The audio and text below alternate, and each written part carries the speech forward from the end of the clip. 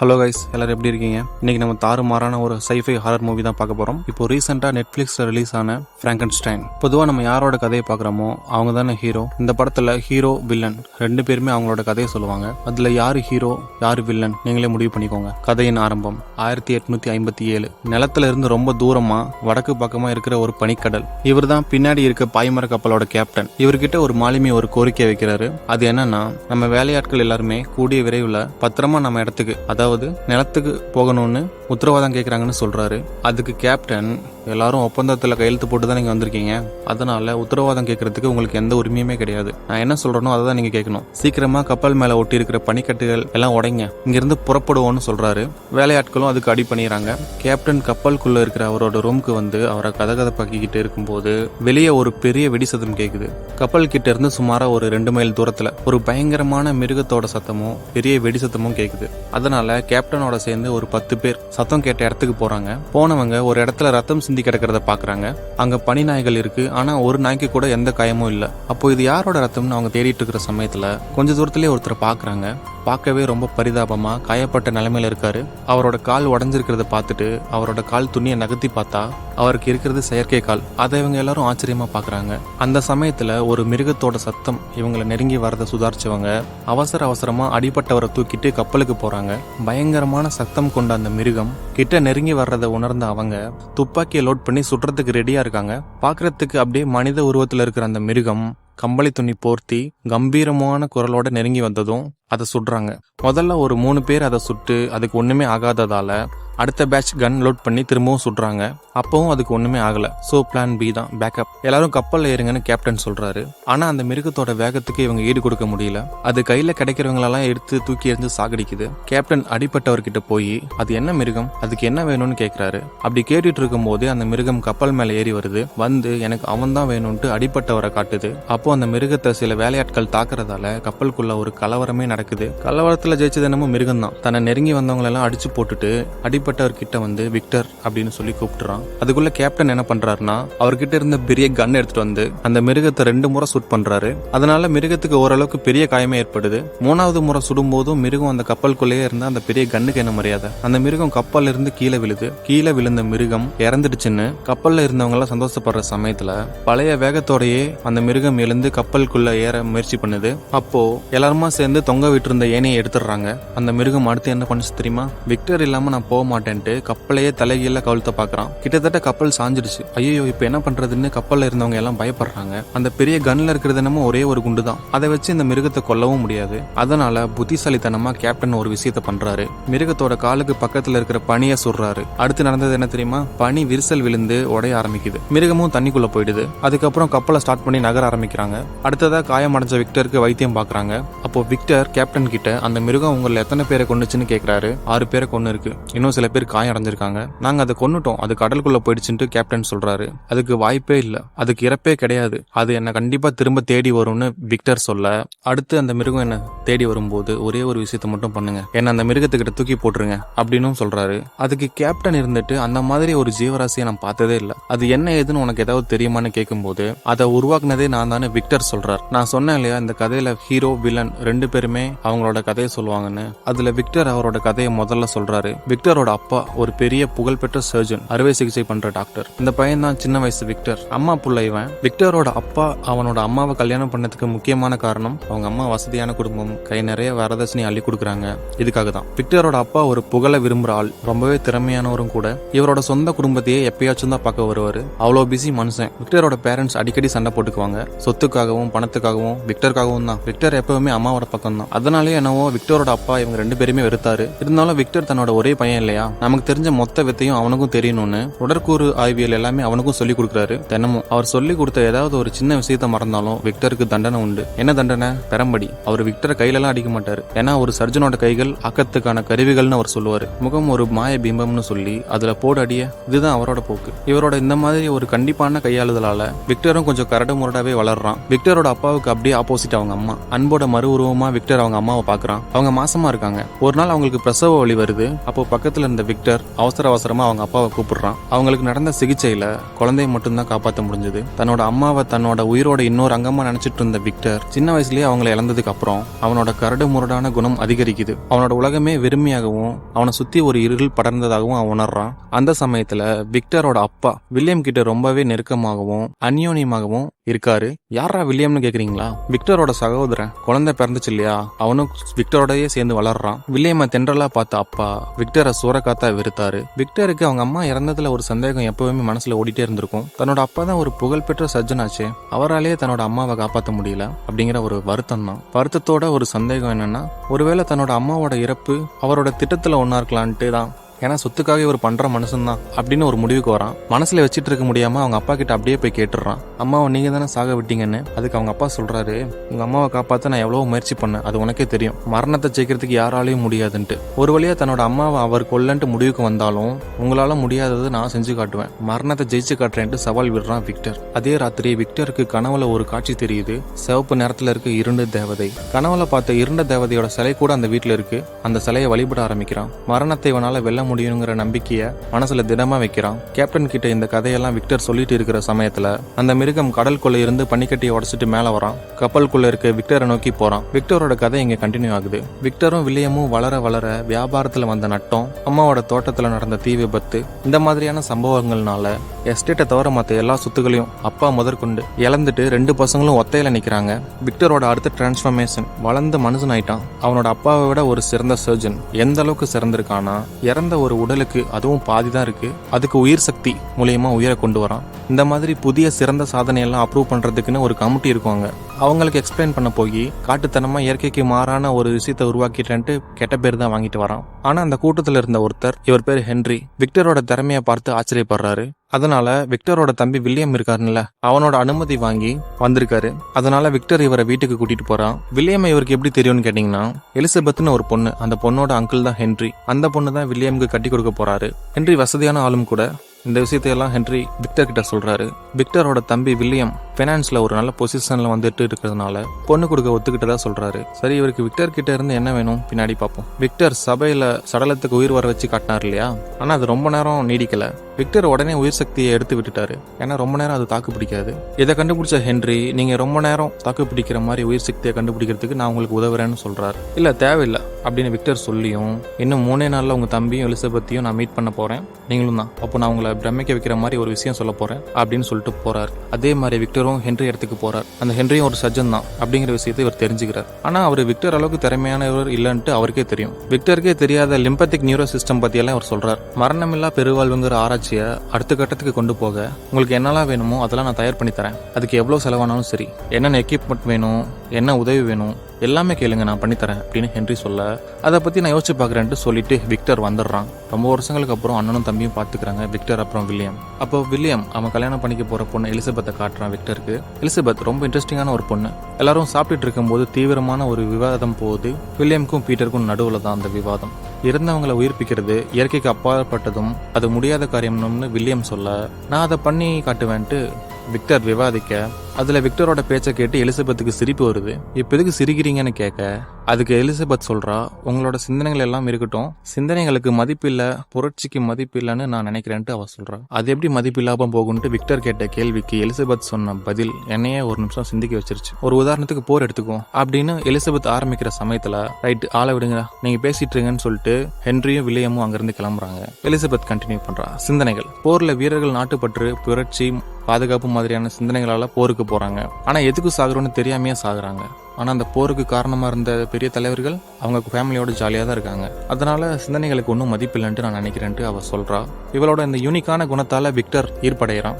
இப்போ பிரசன்ட் மூமெண்ட்டுக்கு வருவோம். ரொம்ப நேரம் மூச்சு பிடிச்சி பேசினதால விக்டருக்கு ரத்தம் வந்தே வந்துருச்சு. அவ்வளவு மோசமான உடல் கண்டிஷன்ல இருக்கான். அப்போ வெளியே ஒரே சத்தம். அந்த சத்தத்தை கேட்டுட்டு வெளியே கேப்டன் வராரு. காவலாளி அந்த மிருகத்தை பார்த்ததா கேப்டன் கிட்ட சொல்றாங்க. செத்து போனவன் எப்படி திரும்ப வருவான்ட்டு கேப்டன் உதாசீனப்படுத்தவும் எல்லாரும் பயந்துடுறாங்க. அந்த மிருகத்துக்கு தேவையானது உள்ள இருக்கிற விக்டர் தான். அவனை தூக்கி வெளியே போட்டுருங்க, நம்ம சேஃபா போயிருவோம்னு சொல்லவும் விக்டர் என்னோட பாதுகாப்புல இருக்கான், தொடரதா இருந்தா என்ன தாண்டி தொட சொல்லுங்கன்ட்டு டைலாக்லாம் பேசுறாரு. அந்த மிருகமும் கப்பலை சுத்து போட்டுட்டு இருக்கு. உள்ள கதையை விக்டர் கண்டினியூ பண்றாரு. விக்டரோட ஆராய்ச்சிக்கு தேவையான ஒரு தோதான ஒரு மாளிகை, கோட்டைனே சொல்லலாம். அந்த இடத்த ஹென்றி வாங்கி விக்டர் அந்த இடத்த கூட்டிட்டு போறாரு. கூடவே வில்லியமும் எலிசபெத்தும் வராங்க. ரொம்பவே பிரம்மாண்டமா இயற்கை சூழல் இருக்க ஒரு கைவிடப்பட்ட மாளிகை அது, கோட்டை அது. அப்போ ஹென்றி இவர்கிட்ட ஒரு கோரிக்கை வைக்கிறார். உனக்கு என்னெல்லாம் தேவையோ அதை நான் பண்ணி கொடுக்குறேன், அதுக்கு பதிலா என்னோட ஒரே ஒரு கோரிக்கை மட்டும் நீ பூர்த்தி செஞ்சு வைக்கணும். அந்த கோரிக்கை நான் இப்ப சொல்ல மாட்டேன், அப்புறமா சொல்றேன்ட்டு அவர் சொல்ல, சரி பார்த்துப்போம் அப்படின்னு விக்டர் அவரோட வேண்டுகோளை வைக்கிறாரு. அவரோட வேண்டுகோள் என்ன தெரியுமா? ஆராய்ச்சிக்கு தேவையான உடல்கள், அதுவும் மோசமான குற்றம் பண்ணிட்டு ஜெயில இருந்தவங்க எல்லாம் கூட்டு வந்து தூக்குல தொங்க விடுறாங்க. கேட்கவே கொடூரமா இருந்தாலும் விக்டரோட ஆராய்ச்சிக்கு இது தேவைப்படும் நினைக்கிறாங்க. அங்க பக்கத்துல இருக்கிற சந்தையில எலிசபெத்தை விக்டர் பாக்குறான். அதுக்கும் பக்கத்துல இருக்க பாவ மன்னிப்பு கேட்கிற சர்ச், அங்க அவ போறா. இவ்வளவு ஒரு நல்ல பொண்ணு எதுக்காக பாவ மன்னிப்பு கேட்க வரணும்ட்டு விக்டருக்கு ஒரு சந்தேகம் வருது. அதனால இப்போ ஒரு சம்பவம் பண்ண போறான். ஃபாதருக்கு முன்னாடியே பாவ மன்னிப்பு கொடுக்குற இடத்துக்கு போய் உள்ள உட்காந்துக்கிறான். எலிசபெத்தும் அந்த இடத்துக்கு வரா. சொல்லுங்க என்ன பாவம் பண்ணீங்கன்னு விக்டர் கேட்க, நான் பண்ணல, ஒரு இனப்பையன் பண்ணிட்டு இருக்கான். அப்படியா? யார் அந்த இனப்பையன்? நான் கட்டிக்க போறவனோட சகோதரன். ஐயோ, அவ்வளவு கடுமையான வார்த்தைகள் எல்லாம் சொல்லி திட்டாதமா, அவனுக்கு நல்ல மனசும் இருக்கலாம்ல அப்படின்னு விக்டர் சொல்ல, அப்படியா அவன் ரொம்ப முரடன் கண்ணா பின்னான்னு நிறைய திட்டு வேலையெல்லாம் பண்ணிட்டு இருக்கான்ட்டு சொல்லி, அவன் எங்க இருந்தாலும் நான் கண்டுபிடிச்சிருவேன், இப்ப கூட என் ஏத்தாப்புலதான் உட்காந்துருக்கான்ட்டு அவங்க சொல்ல, ஓகே நம்ம உட்காந்துருந்து கண்டுபிடிச்சிட்டான்ட்டு ஜன்னலை திறக்கிறான் விக்டர். அடுத்து என்ன, ரெண்டு பேருமே டின்னர் சாப்பிட்டுட்டு பேசுறாங்க. அந்த டின்னர்ல எலிசபெத் படிக்கிற புக்ஸ், அவளுக்கு பூச்சிகள் மேல இருக்கிற ஆர்வம், இயற்கையோட எந்த அளவுக்கு ஒன்றி இருக்கிறா அப்படிங்கிற விஷயத்த பத்தியும் விக்டர் தெரிஞ்சுக்கிறான். அவ மேல ஒரு ஈர்ப்பு விக்டருக்கு ஏற்படுது. அங்க நடக்கிற டான்ஸ்ல கலந்துக்க கூப்பிடுறான். கட்டிக்க போறவனோட அண்ணன் கூப்பிடுறாருன்னு கொஞ்சம் சங்கோஜப்பட்டாலும் சரி இதுல என்ன இருக்கு, டான்ஸ் தானே பண்றோம்ட்டு ஆரம்பிக்கிறாங்க. அப்போதான் விக்டருக்கு வாழ்க்கை மேல முதல்ல ஆர்வம் அதிகரிச்சு மரணத்து மேல ஆர்வம் குறைய ஆரம்பிக்குது. விக்டருக்கு தேவையான ஆராய்ச்சி பண்றதுக்கு லேப் ரொம்ப முக்கியம் இல்ல, அதுக்காக ஹென்ரியும் வில்லியமும் ரொம்பவே கஷ்டப்பட்டு உழைக்கிறாங்க. சொல்ல போனா வில்லியம் தான் ரொம்ப கஷ்டப்படுறான். ஹென்றி ப்ரொடியூசர் மட்டும்தான். கோட்டை உச்சியில வைக்கிறதுக்கு ஆண்டனா மாதிரி ஒரு விஷயத்தை ரெடி பண்றாங்க. அது ஃபுல் அண்ட் ஃபுல்லா சில்வர்ல தான் வேணும்ட்டு இன்னும் தரமா ரெடி பண்ண சொல்றான் விக்டர். வில்லியம் லேப் வேலையில பிஸியா இருக்க விக்டர் என்ன தெரியுமா பண்றாப்ல, எலிசபெத்தோட டைம் ஸ்பெண்ட் பண்றான். பட்டாம்பூச்சி பிடிக்கிறது, பார்க்குக்கு போறதுங்கிற மாதிரி. சொல்ல போனா டேட்டிங் மட்டும் தான் பண்ணல. அடே அது உன் தம்பி கட்டிக்க போற பொண்ணுடா, என்ன மைண்ட் வாய்ஸ் வெளியே கேக்குது. சரி நம்ம கதைக்குள்ள வரும். விக்டரோட தம்பினா சும்மாவா, சில்வர்ல லிம்பத்திக் சிஸ்டம்ல இருந்து உயிர் சக்தி சேமிக்கிற பெரிய கண்டெய்னர் ரெடி பண்ற வரைக்கும் எல்லா வேலையும் சிறப்பா செஞ்சு முடிக்கிறான். விக்டர் அவனோட சலனப்பட்ட மனசோட முழு முயற்சியையும் ஆராய்ச்சியில செலுத்தவும் போதுமான உயிர் சக்தி இல்லாததால சடலத்தை முழுமையா உயிர்ப்பிக்க முடியல. விக்டருக்கு எலிசபெத் மேல இருக்கிற ஆர்வத்தை, அவ மேல ஆசைப்படுற விஷயத்த ஹென்றி எப்படியோ நோட் பண்றாரு. ஹென்றி ரெஸ்ட் ரூம்ல விக்டருக்கு புத்திமதி சொல்றாரு. உனக்கு விக்டர் இங்க பாரு, உனக்கு ஆராய்ச்சி மேல இருக்கிற ஆர்வம் எலிசபெத் மேல இருக்கிற ஆசையால குறைஞ்சிடக்கூடாது. அவ சின்ன பொண்ணுறா, இத்தனைக்கும் அவன் தம்பி கட்டிக்க போற பொண்ணு, அவளுக்கு எதுவும் விவரம் தெரியாது, நீ அவகிட்ட இருந்து தள்ளிரு, உன் வேலையை மட்டும் பாருன்னு சொல்லாம சொல்ல, சரி எனக்கு தெரியும் உங்க வேலையை பாருங்கன்னு விக்டர் சொல்றான். இன்னும் ஒரு வாரத்துல போர் வரதா தகவல் வந்திருக்கு, அதுக்குள்ள உன்னோட ஆராய்ச்சியை முடிக்க பாரு அப்படின்னு ஹென்றி எச்சரிக்கை பண்ணிட்டு போறாரு. ஒரு வாரத்துல எப்படா இதெல்லாம் பண்ணி முடிக்கிறதுன்னு எலிசபெத் மேல இருந்த ஆர்வம் குறைஞ்சு ஆராய்ச்சி பக்கம் திரும்புது. ஏன்னா 2-3 நாள் ஆளையே காணுமேன்னு எலிசபெத் விக்டரை பார்க்க அவனோட லேபுக்கு வரான். அந்த சந்தோஷத்துல விக்டர் என்ன சொல்றாரு தெரியுமா, எனக்கும் உனக்கும் ஒரு அசாதாரணமான பிணைப்பு இருக்கு, நம்மளோட எண்ணங்கள் ஒத்து போகுது, சொல்ல போனா மத்தவங்களோட நம்ம வித்தியாசமா இல்ல, நம்ம ஏன் ஒன்னா சேரக்கூடாது அப்படின்னு கேட்க, அதுக்கு எலிசபெத் கையில கொண்டு வந்த பட்டாம்பூச்சியை காட்டி, எவ்வளவு அழகான உயிரினம் அல்லது, ஆனா என்ன இதுக்கு சொந்தமா ஒரு முடிவெடுக்கிற தன்மை இல்லாம போயிடுச்சு, நான் உங்க தம்பி கட்டிக்க போற பொண்ணு அப்படின்னு எலிசபெத் சொல்ல, அப்புறம் இங்க வந்த அப்படின்னு விக்டர் கேக்குறான். அதனால எலிசபெத் அங்க இருந்து போயிடுவா. இதுல காண்டான மனுஷன் ஆராய்ச்சி பக்கமா தீவிரமா திரும்பி லிம்பத்திக் சிஸ்டம் மேல பேட்டரி வைக்கிறதன் மூலியமா உயிர் சக்தி கொண்டு வரலான்னு தெரிஞ்சுக்கிறாரு. ஆனா அது தற்காலிகமா தான் இருக்கும். சோ இப்ப என்ன பண்ணலாம், ஒரு உயரமான கம்பீரமான உடலமைப்பு கொண்ட ஒரு சடலத்தை எடுத்து பெரிய அளவுல உயிர் சக்தி கொடுத்து அந்த சடலத்தை எழுப்பலான்னு முயற்சியில ஒரு வாரம் கழிச்சு போரும் முடிஞ்சிருது. பிணங்களோட எண்ணிக்கை அதிகமா இருந்ததால அதுல ஓரளவுக்கு சேதமடையாத உடல்களை சேகரிச்சு லேபுக்கு கொண்டு வராங்க. விக்டர் எதிர்பார்க்கிற அளவுக்கு பெரிய உருவத்துல யாரும் இல்லாததால அங்க இருக்கிற எல்லா உடல்கள்ல இருந்தும் தேர்ற பாகங்களை எடுத்து ஒரு பெரிய உடலா ஒட்டி வைக்கிறான். அந்த உடலுக்கு உயிர் கொடுக்கணும்ல, அதனால பெரிய உயிர் சக்தி இருக்கிற பேட்டரி வேணும். அதுக்குதான் அந்த ஆண்டனா மாதிரி இருக்கிற கருவியை கூரையில பொருத்தி நல்ல மழை வந்து இடி இடிக்கிற சமயத்துல இவனுக்கு உயிர் கொடுக்கலான்னு பிளான் பண்ணி வச்சிருப்பான். இதுக்கான வேலையெல்லாம் பார்த்துட்டு இருக்கும் போது ஹென்ரிக்கு இருக்க உடல் குறைபாடை பத்தி தெரிஞ்சுக்கிறான். ஒரு மோசமான நோயால பாதிக்கப்பட்டு சாகுற தருவாயில இருக்கிற ஹென்ரிய மரணத்துக்கே உயிர் கொடுக்கிற விக்டருக்கு எதுக்கு இவ்வளவு உதவி பண்ணான்னு இப்பதான் எல்லாத்துக்கும் புரியுது. விக்டருக்கும் தான். லிம்பத்திக் சிஸ்டம் வழியா காயத்தை குணப்படுத்துற தன்மை சீக்கிரமா பண்ண முடியும்னு விக்டர் சொல்லியிருப்பாரு. அதனால மரணம் இல்லாம வாழ்றதுக்கும் நோயிலிருந்து வெளியே வரதுக்கும் விக்டரை தேர்ந்தெடுத்திருக்காரு ஹென்றி. இப்போ அவரோட கோரிக்கையை முன்வைக்கிறாரு. உயிர் சக்தியை என்னோட உடம்புக்கு கொண்டு வந்து என்னோட உடம்ப பெர்ஃபெக்ட் பாடியா மாத்திரு அப்படின்னு ஹென்றி கேட்க அதுக்கு ஸ்ட்ரிக்டா நோ சொல்றாப்ல விக்டர். சரியான சமயத்துல நல்ல பெரும் புயல் வருது,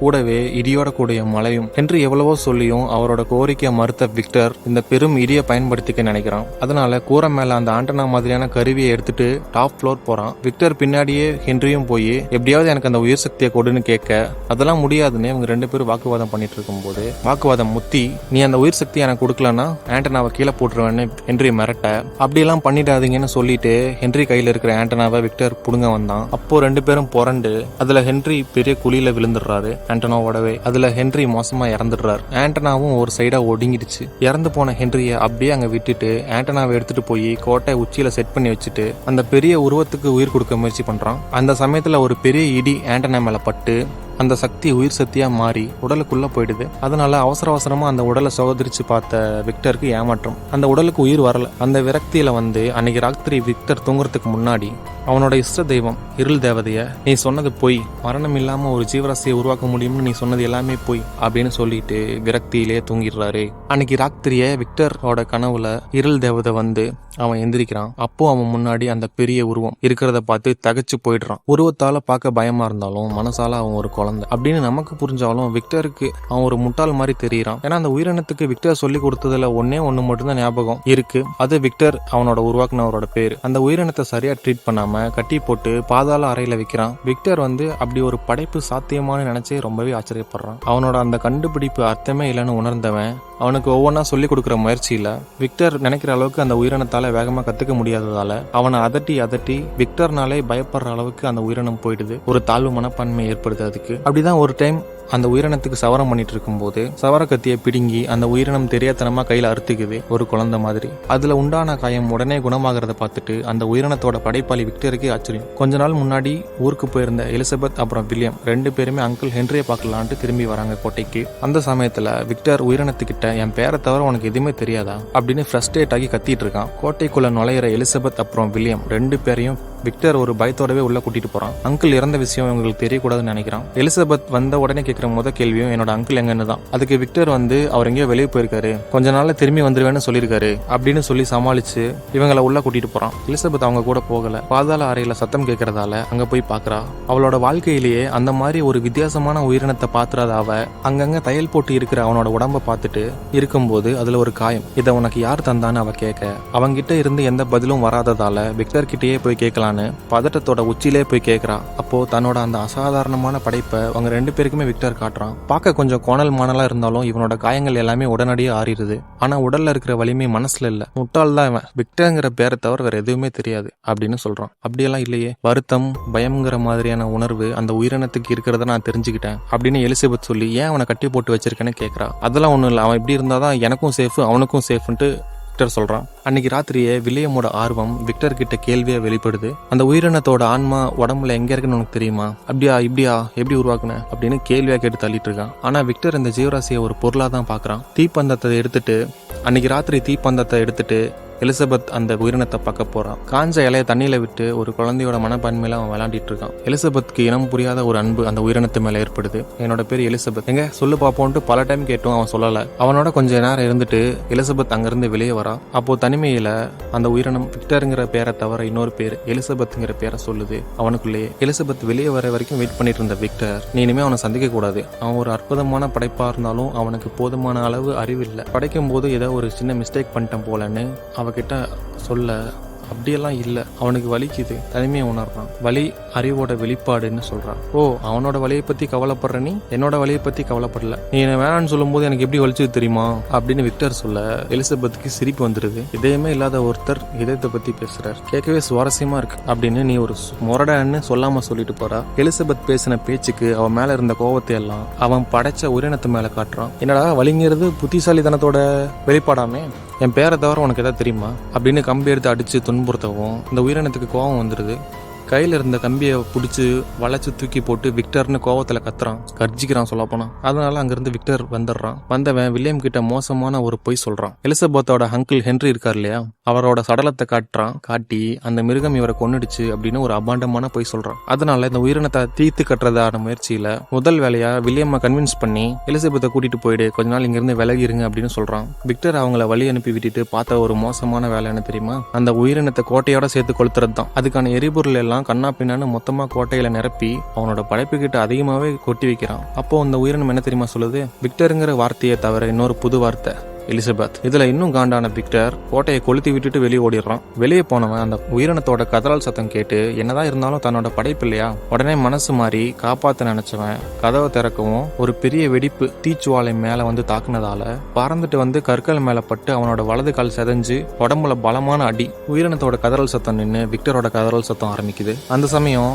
திரும்பி போன எலிசபெத் மனசு கேட்காததால மறுபடியும் வண்டி அங்க கோட்டைக்கு விட சொல்றான். கோட்டைக்கு வந்துடுறாங்க. வந்தவங்க விக்டரோட கால் செதஞ்சு கிடக்கிறத பார்த்துட்டு பக்கத்துல பார்த்தா கோட்டை எரிஞ்சும் கிடக்குது. அங்க கட் பண்ணா இப்போ பிரசன்ட் மூமெண்ட்ல கதை அதோட முடியல. உயிரை உருவாக்குறேன்னு மரணத்தை உருவாக்கிட்டேன்னு விக்டர் சொல்லி இருக்கிற சமயத்துல உயிரினம் கேப்டனோட ரூம்குள்ளேயே வந்துடுறான். ஆக்ரோஷமா உள்ள வந்தவன் கேப்டனை பிடிச்சு கொலை பண்ற போற சமயத்துல விக்டர் தடுத்து நிப்பாட்டி அவரை ஒன்னும் பண்ணிடாத, நான் இங்கதான் இருக்கேன், என்ன கூட்டிட்டு போ அப்படின்னு சொல்றான். கையை ஓங்கின நிலையிலே வச்சிட்டு இருந்த உயிரினத்தை பார்த்து கேப்டன் ஒன்னு கேட்கிறாரு, ஏன் நிறுத்திட்ட, உன்னை படைச்ச வரையும் அவரை காப்பாத்தினையும் கொன்னுடு, அதுதான் நீ அவருக்கு செய்யற நன்றியா இருக்கும்னு சொல்ல.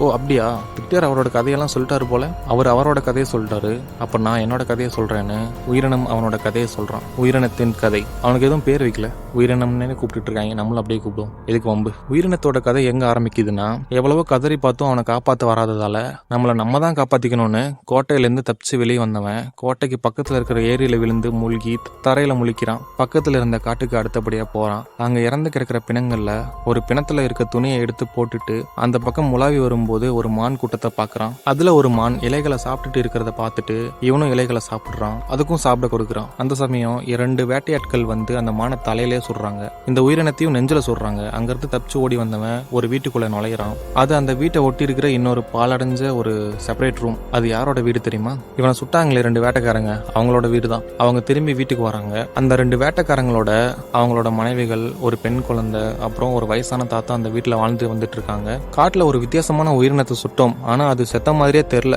தப்பிச்சு எங்கேயோ ஓடி போயிடுச்சுட்டு இந்த வீட்டுல வேட்டைக்காரங்க சொல்லிட்டு இருக்காங்க. அந்த வீட்டுல இருக்கிற வயசானவருக்கு கண்ணு தெரியாது. எல்லாருக்கிட்டையும் அவர் அன்பா இருக்கிறதுனால உயிரினத்துக்கு தாத்தா மேல ஒரு நல்ல அபிப்பிராயம் வருது. தாத்தா கிட்ட இருந்து அந்த பெண் குழந்தை கத்துக்கிற ஒவ்வொரு விஷயத்தையும் மறைஞ்சிருந்து இந்த உயிரினமும் கத்துக்குது. அந்த குடும்பத்துக்கு ஆதரவா இருக்க நினைச்சேன். மறைமுகமா அவங்களுக்கு தேவையான கட்டைகள் சுள்ளிகள் எல்லாம் பொறுக்கிட்டு வந்து ராத்திரியோட ராத்திரி அவங்க வீட்டு வாசல் முன்னாடி வைக்கிறான். காலையில முழிச்சு பார்த்தவங்க வனதேவதை தான் நமக்காக உதவி இருக்கு போலன்னு சொல்றாங்க, நன்றி சொல்றாங்க.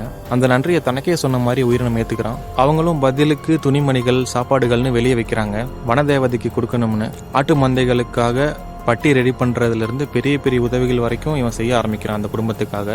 ஒரு நாள் அந்த குடும்பத்துக்கு ஒரு பெரிய பிரச்சனை வருது, அதுதான் ஓநாய்கள். அவங்களோட ஆட்டு மந்தைகளை எல்லாம் அது வேட்டையாடுது. ஒரு சில ஆடுகளை காப்பாற்ற முடியல, துப்பாக்கி இருக்கிற வேட்டைக்காரங்க இருக்கிறதால ஓநாய்களை சுட்டு விரட்டி விட்டுறாங்க. குளிர்காலம் வரப்போறதுனால மலை பிரதேசத்துல இருந்து ஓநாய்களை வேட்டையாடிட்டு திரும்பி குளிர்காலம் முடிஞ்ச உடனே வந்துடலாம் அப்படின்னு குடும்பத்துல இருக்கிற எல்லாரும் கிளம்ப பார்க்கும்போது பெரியவர் மட்டும் நான் வரல, நான் வனதேவதையோட உதவியால இங்கே இருந்துக்கிறேன், நீங்க போயிட்டு வாங்கன்னு சொல்றாங்க. அவங்க குடும்பத்துல இருக்கிறவங்க இல்ல நீங்க வந்தாகணும், தனியால விட்டு போக முடியாதுன்னு சொல்லி இவர் கேட்கல, நான் பார்த்துப்பேன் நீங்க போங்கன்ட்டு அனுப்பி விட்டுறாரு. இப்போ பெரியவரும் உயிரினமும் மட்டும்தான். வயசானவர்கிட்ட தன்னை அறிமுகப்படுத்துறத நினைச்சு உயிரினத்துக்கு பல யோசனைகள் வருது. இவர் நம்மள நினைச்சு பயப்படுவாரா, திட்டுவாரா, அதட்டுவாரா, இல்ல நம்மளை சேர்த்துக்குவாரா, இந்த மாதிரி எல்லாம். அவன் ரொம்ப நாட்களா தூரத்துல நின்று ரசிச்ச உலகத்துக்குள்ள காலடி எடுத்து வைக்கிறான். தாத்தாவை தன்னை அறிமுகப்படுத்திக்கிறான். பெரியவர் தன்னை பாக்குறதுக்கு வனதேவதையே வந்திருக்குன்னு நினைச்சு என் கூட துணையா இருங்கன்னு ஒரு கோரிக்கையை வைக்கிறாரு. நீங்களும் நம்ம 2 பேருமே நமக்கு தேவையான சாப்பாடுகளை பகிர்ந்துக்கலான்னு சொல்றாரு. தன்னை நண்பனை ஏத்துக்கிட்ட பெரியவரோட அன்பு, அரவணைப்பு இந்த உலகத்து மேல ஒரு நல்ல அபிப்பிராயத்தை உயிரினத்துக்கு கொண்டு வருது. நிறைய விஷயங்கள் புக்கை படிச்சு தெரிஞ்சுக்கிறான். அவன் முதல்ல படிக்கிற புக் பைபிள். ஆதாம் ஏவாளை பற்றி. இலையுதிர் காலம் முடிஞ்சு பனிக்காலம் தொடங்குது. இவங்க 2 பேருக்கும் இடையில இருக்கிற பிணைப்பு ஆழமாகுது. அப்போ பெரியவர் அவர் மனசுல ரொம்ப நாளா உறுத்திட்டு இருக்கிற ஒரு விஷயத்த சொல்றாரு. என்னோட இளமை காலத்துல ஒரு அப்பாவிய கொன்னதுக்கு பரிகாரமா வன்முறையை விட்டுட்டு அன்போட வழியில நான் போயிட்டு இருக்கேன். என்னோட பாவத்துக்கான பிரயாசத்தை நான் தேடிட்டு இருக்கேன் அப்படின்னு பெரியவர் சொல்றாரு. உயிரினமும் தன்னோட நினைவுகளை பகிர்ந்தது. பல துண்டு துண்டான உடல்கள் என் மனசுல ஞாபகம் இருக்கு. அப்புறம் ஒரே ஒரு மறக்க முடியாத பெயர் விக்டர். அவ்வளவுதான், வேற எதுவும் எனக்கு தெரியாது. இது மட்டும் தான் எனக்கு ஞாபகம் இருக்குன்னு அவர் சொல்லி என்னை தேடிட்டு இருக்கான்னு சொல்றான். அதனால தான் யாருங்கிற விஷயத்தை தொடங்கி விக்டரை தேடி உயிரினம் பயணம் போறான். கோட்டைக்கு பயணம் பட்டு போனவன் அவன் எப்படி உருவானாங்கிற விஷயத்த அங்க இருக்கிற சில புக்குகள் விக்டர் கைப்பட எழுதுனது அதுல தெரிஞ்சுக்கிறான். பூமியில இருக்கிற மற்ற உயிரினங்கள் மாதிரி இல்லாம தன்னோட பிறப்புக்கு ஒரு அர்த்தமே இல்லாத மாதிரி உணர்றான். அதனால விரக்தியோட உச்சிக்கே தள்ளப்படுறான். இதுக்கெல்லாம் காரணம் அந்த விக்டர் அப்படின்னு அவனோட படைப்பாளையை தேடி போக நினைக்கிறான். அப்போ அங்க இருக்கிற லெட்டர் அது விக்டருக்காக எழுதப்பட்டது. அதை பிரிக்கிறதுக்கு முன்னாடி இவ்வளவு நடந்தது. அதனால அந்த லெட்டர்ல இருக்கிற விலாசத்தை தெரிஞ்சுக்கிட்டு அந்த இடத்துக்கு போறதுக்கு முன்னாடி பெரியவர்கிட்ட ஒரு வார்த்தை சொல்லிட்டு போயிடலான்னு வந்தவன் பார்த்த ஒரு கோர காட்சி. நரிகள் அவரை கடிச்சு குதறிட்டு இருக்கு. கிட்ட நெருங்கி போன இவனையும் கடிக்குது. தன்னோட உலகமா நினைச்சிட்டு இருந்த பெரியவரை இந்த நிலைமையில பார்த்ததால கோவத்தோட உச்சிக்கே போயிட்டு நரிகளை எல்லாம் தாறுமாறா கொல்றான். அதுல சில நரிகள் தப்பிச்சு ஓடிடும். புத்துயிரும் கொலையுயிருமா கிடக்கிற தாத்தாவை உட்கார வச்சு, தாத்தா நான் உங்களை தனியா விட்டு போயிருக்க கூடாது, நான் யாருங்கிற விஷயத்த கண்டுபிடிச்சிட்டேன், பிணவாரையில இருந்து இறந்த சடலங்கள் இருந்து உருவாக்கப்பட்ட ஒரு ராட்சசன் நான் அப்படின்னு சொல்றான். அப்படியெல்லாம் சொல்லாத, நீ என்னோட நண்பன், நீ நல்லவன்னு சொல்றாரு. சொல்லிக்கிட்டே சாகவும் செய்யறாரு. அந்த துக்கத்துல உயிரினம் அழுதுட்டு இருக்கும் போது பனிக்காலம் முடிய போற சமயம் அது. இன்னும் சில வாரங்கள்ல டைம் இருக்கு. அதனால மலை பிரதேசத்துல இருந்து வேட்டையாட்கள் அங்க பக்கத்துல வந்திருப்பாங்க போல. அந்த 2 பேர் மட்டும் தாத்தாவை பார்த்துட்டு போலான்னு வராங்க. வந்தவங்க, ஓ இந்த உயிரினம் நம்ம சுட்டாத உயிரினம் தானே, இன்னும் சாகலையாது, இது நம்ம பெரியவரையும் கொண்டுடுச்சேன்ட்டு என்ன ஏதுன்னு கூட கேள்வி கேட்காம அதை சுடுறாங்க. அதெல்லாம் ஒருத்தன்னா கத்தி எடுத்து நெஞ்சிலே சொருகிறான். வழியில என்ன பண்றதுன்னு தெரியாம கத்தி எடுத்து குத்துனவனோட தாடையை பிச்சு எரிஞ்சிட்டு வெளியே வந்தவன மறுபடியும் கண் எடுத்து போயிட்டு நின்று சுடுறாங்க. அப்புறம் என்ன நடந்துச்சு? எத்தனை நாள் செத்து கிடந்தோன்னே தெரியாத நிலைமையில அவன் கண் முழிக்கிறான். மரணம் தான் இல்லையே அவனுக்கு. எப்பவும் இல்லாத அளவுக்கு தனிமையை உணர்ந்தான். மனிதர்களோட எல்லா வலிக்கும் ஒரு தீர்வு உண்டு, அதுதான் மரணம். அந்த மரணத்தை கூட என்னோட படைப்பாளியான நீ எனக்கு கொடுக்காம போயிட்டியே. என்னோட தனிமையை போக்கிக்க எனக்கு தேவையான ஒன்னே விஷயத்த தான் உங்கள்கிட்ட நான் கேட்டேன். எனக்கு ஒரு துணை என்ன மாதிரியே, ஆனா அதையும் நீ மறுத்துட்ட அப்படின்னு மறுபடியும் பிரசன்ட் மூமெண்ட்டுக்கு வந்துட்டு மறுபடியும் பிளாஷ்பேக் போனா, இருள் தேவதையை கனவுல பார்த்துட்டு பயந்து எந்திரிக்கிற விக்டரை கல்யாணம் ஆரம்பிக்க போகுது, ஸோ நீ எங்க கூட வந்து இருன்னு வில்லியம் கூப்பிட வந்திருக்கான். அதனால போலி கால்களை மாட்டிட்டு கல்யாணத்துக்கு ரெடி ஆயிட்டு இருக்க எலிசபெத்தை பார்க்க போறான் விக்டர். பழசெல்லாம் ஒரு பக்கம் இருக்கட்டும், என்னோட உயிரோட மேல நினைக்கிற என் தம்பிக்கும் உனக்கும் கல்யாணம் வாழ்த்துக்கள்னு சொல்றான். அந்த உயிரினத்துக்கு பண்ண கொடூரமான சம்பவம், அவன் இறந்துட்டதா எல்லாரும் நினைச்சிட்டு இருக்காங்க. ஆனா எலிசபெத்தால விக்டர் பண்ண சம்பவத்தை மறக்கவே முடியல. அங்குளும் இறந்துட்டாரா? அதனால சரியான கோவத்துல இருக்கா, ஒழுங்கா இங்கிருந்து போயிடுங்க அப்படின்னு அவ சொல்லியும் அவகிட்ட பேச்சு கொடுத்த விக்டர் கண்ணத்திலே எலிசபெத் பலார்னு அலையறா. அங்க மொக்க வாங்கிட்டு அவனோட பெட்ரூமுக்கு திரும்பி வந்த விக்டர் அவனோட படைப்பு அங்கதான் இருக்குன்னு உணர்ந்த அவனை வெளியே வர சொல்றான். அப்போ உயிரினம் அவனோட இருப்பை விக்டருக்கு காட்டுறான். எனக்கு நீ ஒரு துணையை உருவாக்கணும்னு கோரிக்கை வைக்கிறான். உன்னையே எதுக்கு உருவாக்கணும்னு நான் தெரியல, நீயே ஒரு இனப்பிறவி, உன்ன மாதிரி இன்னொரு உயிரினத்தை உருவாக்கி நீங்க இனப்பெருக்கம் பண்ணி உடம்புடா சாமின்னு உயிரினத்தோட கோரிக்கையை விக்டர் மறுக்கிறான். ஆனா உன்னை உருவாக்க சொன்னேன், நான் உங்ககிட்ட கேட்கறது எல்லாம் ஒன்னே ஒண்ணுதான், அதையும் நீ மறுக்கிறல்ல, இது உன்னை என்ன பண்றேன்னு பாருன்னு விக்டரை தூக்கி போட்டு கோவத்துல எறிகிறான். அப்போ அந்த அறையில சத்தம் கேட்கறதால கல்யாணத்துக்கு வந்தவங்க எல்லாம் பாக்குறாங்க என்னவா இருக்கும்னு. முதல் ஆளா எலிசபெத் அந்த அறைக்கு வந்துடுறான். இறந்ததா நினைச்ச உயிரினத்தை மறுபடியும் பார்த்ததால அவளோட அன்பை காட்டுறான். அந்த சமயத்துல விக்டர் துப்பாக்கி எடுத்து அந்த உயிரினத்தை சுடுறான்ட்டு எலிசபெத்தை சுட்டுறா. மொரட்டு பையன் தூக்கர் அந்த உயிரினம் எலிசபெத்தை தாக்கிடுச்சு அப்படின்னு சம்பவத்தை திசை திருப்ப பாக்குறான். அதனால அந்த உயிரினத்தை தாக்க வந்தவங்களை இவன் திருப்பி தாக்க வில்லியம் ஒரு தூண்ல தலை இடிச்சு சாகாத குறைக்கு போயிடுறான். இப்போ எலிசபெத் என்னை தூக்கிட்டு போயிடுன்னு உயிரினத்துக்கிட்ட கோரிக்கை வைக்கிறான். அவனும் அதே மாதிரி பண்றான். அந்த சமயம் விக்டர் வில்லியம் கிட்ட வந்து, நான் உன்னை காப்பாத்துறேன், நீ எதுக்கும் கவலைப்படாதுன்னு சொல்லிட்டு இருக்கும் போதே எனக்கு உன்னை பார்க்க தாண்டா பயமா இருக்கு, உனக்கு தம்பியா பிறந்தல எனக்கு இது தேவைதான், நீ ஒரு ராட்சசன் அப்படின்னு சொல்லிட்டே சாகுறான். எலிசபெத்தை குகைக்கு தூக்கிட்டு போன உயிரினத்துக்கிட்ட எலிசபெத் ஒன்னு சொல்றா, இனம் புரியாத ஏதோ ஒரு தேடுதல்ல உன்னை நான் பார்த்தேன், உன் மேல ஒரு இனம் புரியாத அன்பு, உன் கண்ணு முன்னாடி நான் இறக்குறது பெருமையா நினைக்கிறேன் அப்படின்னு சொல்லிட்டு அவன் சாகவும் செய்றா.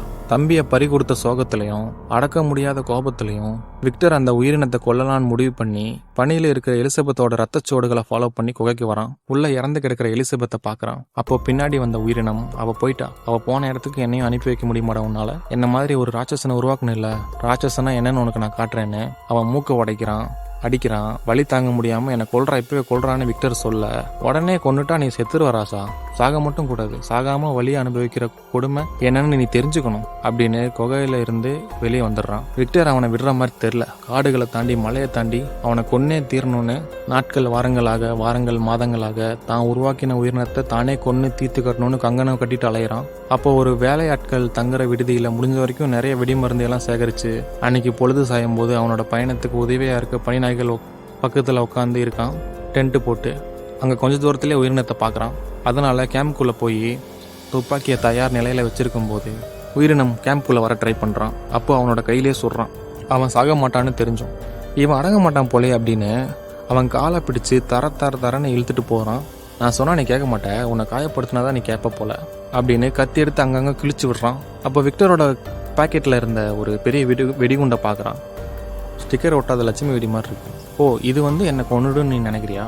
உன்னோட நம்பிக்கையை சோதிச்சு பார்த்துருவோம், இதை பற்றவே, இது என்னை கொல்லலைன்னா நான் உன்னை திரும்பி கண்டிப்பாக தேடி வருவேண்டா அப்படின்னு அவன் சொல்ல விக்டர் அதை பற்ற வச்சுட்டு ஓடுறான். அப்போது அந்த வெடி டமார்னு நல்லா பெரிய வெடி தாங்க, அணுகுண்டு மாதிரி. என்ன ஆச்சு அந்த உயிரினத்துக்கு? ஒன்றுமே ஆகலை, மரணம் வரவில்லை. வெந்து சதஞ்சு போன அவனோட சதையெல்லாம் திரும்ப வளர்ந்து இருந்தாலும் வலிக்கும் இல்லை அவனுக்கு, ஃபிசிக்கலாகவும் சரி மென்டலாகவும் சரி. அதனால் கத்துன சத்தம் தான் படத்தோட ஆரம்பத்தில் கப்பலில் இருந்தவங்க கேட்ட வெடி சத்தமும் மிருகம் மாதிரியான கதறல் சத்தமும். இப்போ பிரசன்ட் மூமெண்ட் வரைக்கும் கதை புரியுதா? இப்போ யாருமே எதிர்பார்க்காத ஒரு விஷயம் நடக்குது. உயிரினத்தோட கதையை அவனோட மனப்பான்மையிலேருந்து கேட்ட விக்டர் தன்னோட தப்ப மனசார உணர்ந்து மன்னிப்பு கேட்குறான். உனக்கு நான் பண்ண பாவத்துக்கு தண்டனை அனுபவிக்கணும் அப்படின்னு அவன் சொல்கிறான். அது கொஞ்ச நாள்ல நீ அனுபவிப்ப, உன்னோட மரணம் ரொம்ப தூரத்தில் இல்லை, உனக்கு தண்டனை இல்லை, நான் தான் தண்டனை அனுபவிக்க போகிறேன். இறப்பும் கிடையாது, சந்தோஷமும் கிடையாது, வெறுமையான வாழ்க்கையை நான் அனுபவிச்சுட்டு இருக்கேன்னு உயிரினம் சொல்ல முதலா விக்டர் என்னை மன்னிச்சிடு மகனேன்னு அவனோட படைப்புக்கிட்ட மனசார அழுதுட்டே மன்னிப்பு கேட்க தன்னோட அப்பா படைப்பாளி அவர்கிட்ட அவரோட மன்னிப்பை அவன் ஏற்றுக்கிறான், உயிரினம் ஏற்றுக்கிறான். வாழு, எங்களுக்கெல்லாம் கிடைக்காத ஒரு வரம் உனக்கு கிடச்சிருக்கு, வாழ்றது தவிர வேற என்ன இருக்க போகுது, வாழு, வாழ்ந்துட்டு என் பேரை சொல்லு, எங்கள் அப்பா வச்ச பேர் விக்டர் ஃப்ராங்கன்ஸ்டைன் அப்படின்னு சொல்லிட்டு கடைசியாக ஒரு டைம் என் பேரை சொல்கிறியா? நீ ஆரம்பத்தில் உனக்கு எதுவுமே தெரியாத சமயத்தில் இந்த விக்டருங்கிற பேர் மட்டும் உன்னோட உலகமாக இருந்ததப்போ நீ சொல்லுவிய விக்டர்னு, அதை அந்த மாதிரி ஒரே ஒரு டைம் என்னோட பேரை சொல்கிறியான்னு அவன் கேட்க உயிரினமும் அதில் உருக்கி விக்டருங்கிற பேர் நான் சொல்கிறான். அந்த கணத்தில் விக்டர் தன்னோட உயிரை விடுறான். பா, அங்கிருந்து உயிரினம் வெளியே வர என்னவோ நடக்க போகுதுன்னு பார்த்துட்டு இருந்த கப்பலில் இருந்த மாலுமிகள் கேப்டனோட பேச்சை கேட்டு அதெல்லாம் ஒன்றும் பண்ணாது, நீங்கள் தள்ளி நில்லுங்கன்னு அவன் சொல்கிற மாதிரி அதே மாதிரி செய்கிறாங்க. கீழே வந்த உயிரினம் பனி மூடின கப்பலை நகர்த்தி விட்டு எல்லாரையும் வழி அனுப்பி வைக்கிறான். நமக்கெல்லாம் விடுதலை கிடைச்சிச்சுட்டு எல்லாரும் சந்தோஷத்தில் இருக்கிற சமயத்தில் சந்தோஷத்தோட சந்தோஷமா இப்போ நம்ம எல்லாரும் வீட்டுக்கு போகிறோங்கிற சந்தோஷத்தையும் கேப்டன் பகிர்ந்துக்கிறாரு. அதனால கப்பலில் இருக்க எல்லாரும் தன் குடும்பத்தை நோக்கி பயணத்தை தொடர்றாங்க. உயிரினமும் அவனோட முடிவில்லாத பயணத்தை தொடர்றான் சூரிய உதயத்தோட. முடிவில் ஒரு கருத்து வரிகள், இதயம் உடையும் ஆனால் உடைந்த நிலையிலேயே தொடர்ந்து வாழும். நான் ஒரு கருத்து போட்டுக்கிறேன். நம்ம வாழ்க்கையில் எல்லாரும் எப்படிப்பட்ட பிரச்சனை ஃபேஸ் பண்ணாலும் அதெல்லாம் கடந்து வாழுங்க. இறைவன் உங்களுக்கு கொடுக்கப்பட்ட வாழ்க்கையை சந்தோஷமாக வாழுங்க, எல்லாத்தையும் கடந்து. நன்றி.